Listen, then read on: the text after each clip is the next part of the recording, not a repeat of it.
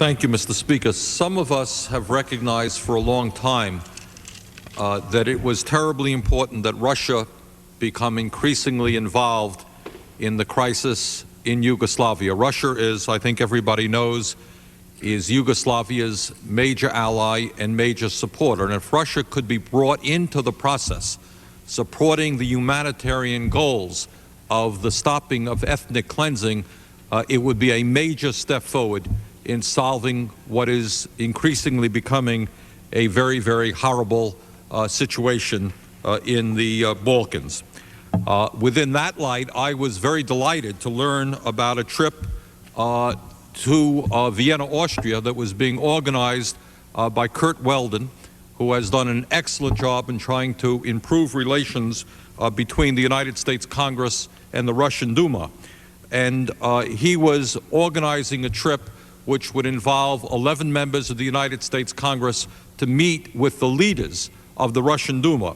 And on that trip, in addition to Mr. Weldon, were Maurice Hintry, Neil Abercrombie, Dennis Kucinich, Corinne Brown, Don Sherwood, Roscoe Bartlett, Jim Saxon, Jim Gibbons, and Joseph Pitts.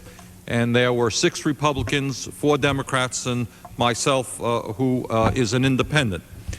And in arriving in Vienna and meeting with the Russians, I think we were all delighted and that the Russians shared our strong concerns about bringing peace to Yugoslavia. And we were able, after a lot of discussion, to come up with an agreement. And as others have said, we were not there to negotiate the fine points of a treaty. That wasn't our job. But we were there to see if we can come together on the broad outlines of what a peace process would mean for the Balkan area, and I think we did that. And let me just touch on some of the important points that the Russians and our delegation agreed upon. We call on all of the interested parties to find practical measures for a parallel solution to 3 tasks without regard to sequence. In other words, to do it in a simultaneous manner. And that is the stopping of the NATO bombing of the Federal Republic of Yugoslavia, the withdrawal of Serbian armed forces from Kosovo, and the cessation of the military activities of the KLA. And what we said is that these steps should be accomplished through a series of confidence-building measures which include, but should not be limited to, the following. A, the release of all prisoners of war. And when we stated that, our 3 POWs were, of course, still being held by Yugoslavia, and a few hours after this agreement was reached, Milosevic, as it turns out, released our 3 POWs. My own view is that, consistent with this agreement and an act of good faith on our part, we should release the 2 Serbian POWs that we are holding. But our agreement called for the release of all prisoners of war. Second of all, what we said is the voluntary repatriation of all refugees in the Federal Republic of Yugoslavia and unhindered access to them by humanitarian aid organizations.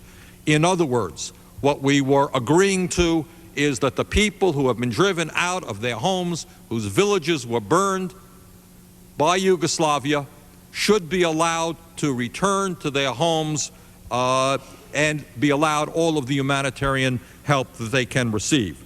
Thirdly, and on a very important point, there was agreement on the composition of the armed international forces which would administer Kosovo after the Serbian withdrawal.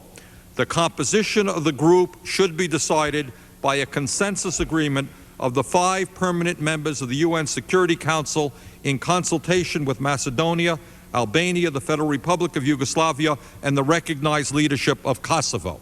And this is a very important step forward, because what this means is the Russians are saying very clearly that there should be armed international forces, something that many of us understand is absolutely necessary if the people of Kosovo are to return safely and with protection to their homes. And I think increasingly within our own administration and all over the world, there is an understanding that that armed international force need not strictly be NATO. And that's what we are saying here, and that's what the Russians have agreed to. And then we said that the above group would be supplemented by the monitoring activities of the Organization for Security and Cooperation in Europe. In conclusion, Mr. Speaker, I think that this trip was a significant step forward in bringing the Russians into the peace process, and I was very proud and delighted to be there with my fellow representatives from the United States Congress. Thank you. Time has expired.